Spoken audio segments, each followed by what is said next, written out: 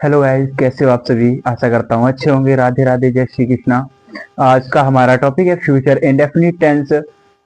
Topic को start करने से पहले आपको मैं एक बात बताना चाहता हूँ कि रहीम दास जी का दोहा है एक, कि जो रहीम उत्तम प्रकृति का करी जगत को संग, चंदन विष व्यापत नहीं लिपटे रहत भुजंग।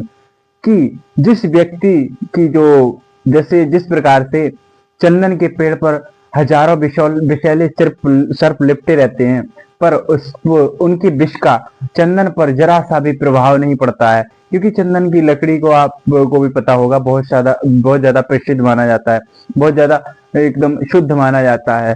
तो इसी प्रकार से बनी चंदन की लकड़ी की तरह, जो कि हजारों सर्प आगे पीछे हमारे हो गए, पर उन सर्पों का हमारे ऊपर असर नहीं पड़ना चाहिए। अगर उनका असर पड़ गया तो चंदन में कोई उसमें फर्क नहीं रहेगा। तो उस चंदन की भांति बनिए, किसी का कोई असर नहीं पड़ना चाहिए। ठीक है, बहुत सारे लोग रहेंगे आपके आसपास, बहुत सारे संगति वाले रहेंगे, तो उनका असर आपके ऊपर कदापि नहीं पड़ना चाहिए। तभी आपको सर्वश्रेष्ठ एक चंदन की भांति माना जाएगा। तो चलिए स्टार्ट करते हैं। लेट्स गो अपना टॉपिक। लेट्स गो स्टार्ट करते हैं। फ्यूचर इंडेफिनिट टेंस पहचान देखते हैं। जिन हिंदी वाक्यों के अंत में गा गी ये आदि शब्द आते हैं तथा इससे हमें पता चलता है कि कोई भी काम भविष्य में पूरा होगा, तो उसे फ्यूचर इंडेफिनिट टेंस कहते हैं। Helping verb will shell.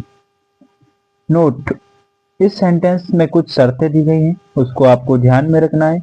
Note number 1, note number 2। चलो देखते हैं क्या है। सब्जेक्ट आई तथा वी के साथ सेल का प्रयोग करते हैं।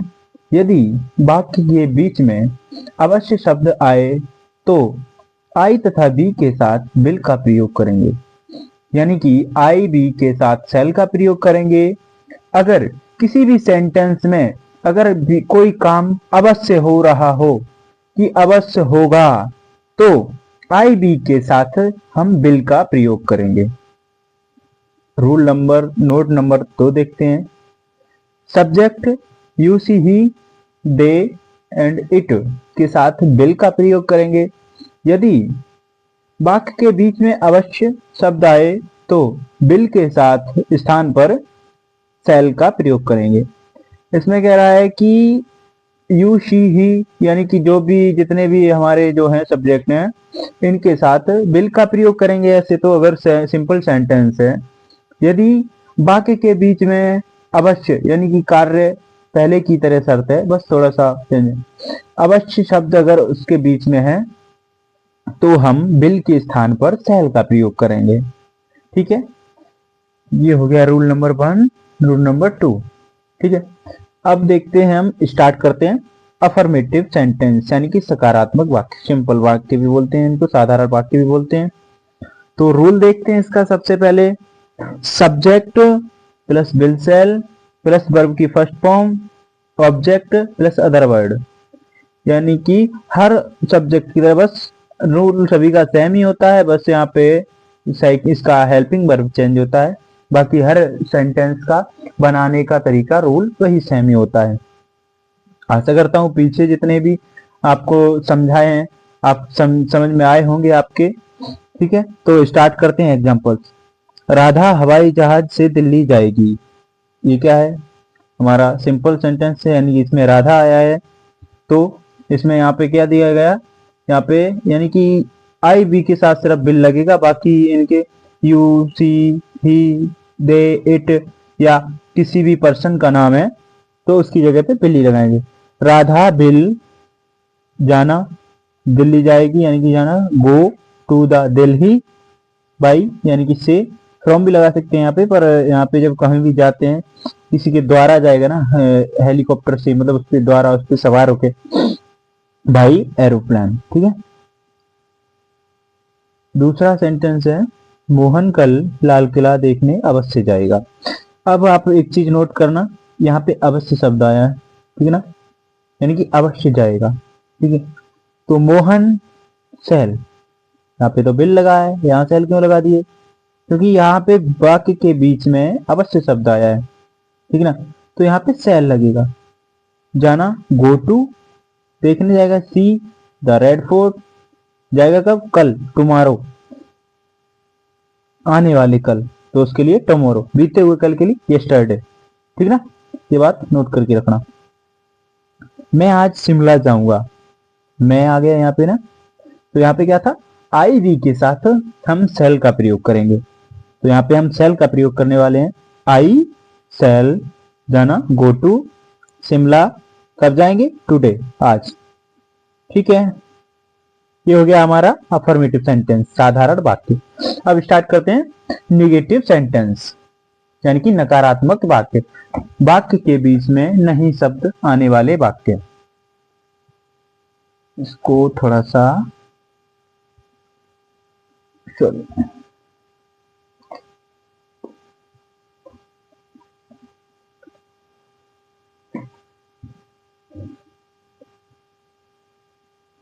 निगेटिव सेंटेंस, नकारात्मक वाक्य। रूल देखते हैं इसका। Subject plus will shall plus not plus verb की first form plus object plus other word. इसमें क्या था, पिछले वाले में विल सेल था, उसके बाद नॉट नहीं था, यहाँ पे सिर्फ नॉट ऐड कर देंगे। विल सेल के बाद साइक्रिया के बाद हेल्पिंग वर्ब, जो हेल्पिंग वर्ब होती है उसके बाद, ठीक ना, नॉट। बस पूरा सिंपल, बाकी का ज्यों का त्यों। ठीक है, एग्जाम्पल देखते हैं। मैं कल कानपुर नहीं जाऊंगा, मैं कल कानपुर नहीं जाऊंगा, नहीं सब बीच में आ गया, इससे हमको पता चलता है कि निगेटिव सेंटेंस है, फ्यूचर इंडेफिनिट टेंस का ये निगेटिव टाइप्स है। तो आई के साथ सेल का प्रयोग करेंगे क्योंकि बीच में कहीं अवश्य शब्द नहीं है, तो सेल, नॉट, जाना, गो टू, कानपुर, कब जाएंगे, टुमारो, कल। ठीक ना, वे कल क्रिकेट मैच खेलने नहीं जाएंगे, दे के साथ विल, नॉट नहीं शब्द है, गो टू प्ले यानी कि खेलना, द क्रिकेट मैच टुमारो, कल। सोहन बाजार नहीं जाएगा, Sohan will not go to the market. ठीक ना, हमारा हो गया निगेटिव यानी कि फ्यूचर इंडेफिनिट टेंस का निगेटिव टाइप्स, निगेटिव सेंटेंस, नकारात्मक वाक्य कंप्लीट। अब हम स्टार्ट करेंगे इंटेरोगेटिव सेंटेंस, जैसे कि आपको नीचे दिख रहा होगा प्रश्नवाचक वाक्य। रूल देखते हैं। अभी तक हम जो पढ़ते आए हैं सभी में इनके दो दो नियम के हिसाब से, रूल 1 रूल 2 के हिसाब से पढ़ते आए हैं, वैसे ही इसमें भी चलेगा, इसमें कोई अलग नहीं है। WS family plus will shall plus subject plus verb की first form plus other object plus other word के बाद क्वेश्चन मार्क चिन्ह। ये है रूल 1, जिसमें क्या, क्यों, कहाँ, कैसे, कब, किसने, किसको, जो शब्द हमारे बीच में आते हैं सेंटेंस के। अब ये रूल नंबर 2 है क्या से स्टार्ट होने वाला वाक्य, इसमें क्या शब्द पहले आता है। उसके लिए देख लो, will shall plus subject plus verb की first form plus object other word plus question mark चिन्ह। ठीक है, ये हो गया क्या से स्टार्ट होने वाले वाक्य के लिए। चलो एग्जाम्पल से देख लेते हैं। तुम मेरे पैसे कब वापस करोगे, कब शब्द बीच में आ गया, तो इससे पता चलता है कि ये हमारा रूल फर्स्ट का सेंटेंस है। तो रूल फर्स्ट के हिसाब से बनाते हैं।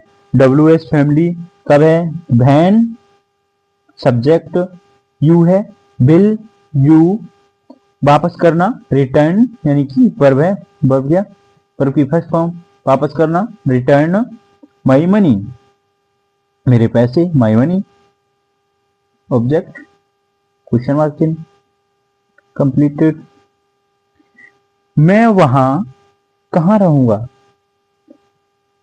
इसमें कहां शब्द बीच में आ गया, ये भी हमारा रूल नंबर 1 का सेंटेंस है।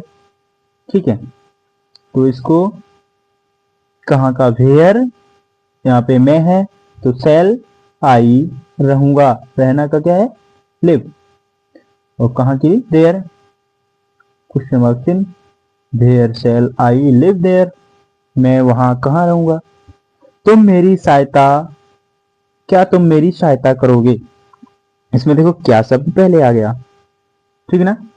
तो जब क्या शब्द पहले आता है, तो हमारा ये है हमारा रूल नंबर 2 का सेंटेंस। क्या शब्द पहले आया तो उससे हम पहचान लेंगे। तो बिल यू, यानी कि तुम, इसके साथ बिल, यू के साथ बिल, यू हेल्प मी, सहायता करोगे, हेल्प मी, मेरी, क्वेश्चन मार्क चिन्ह।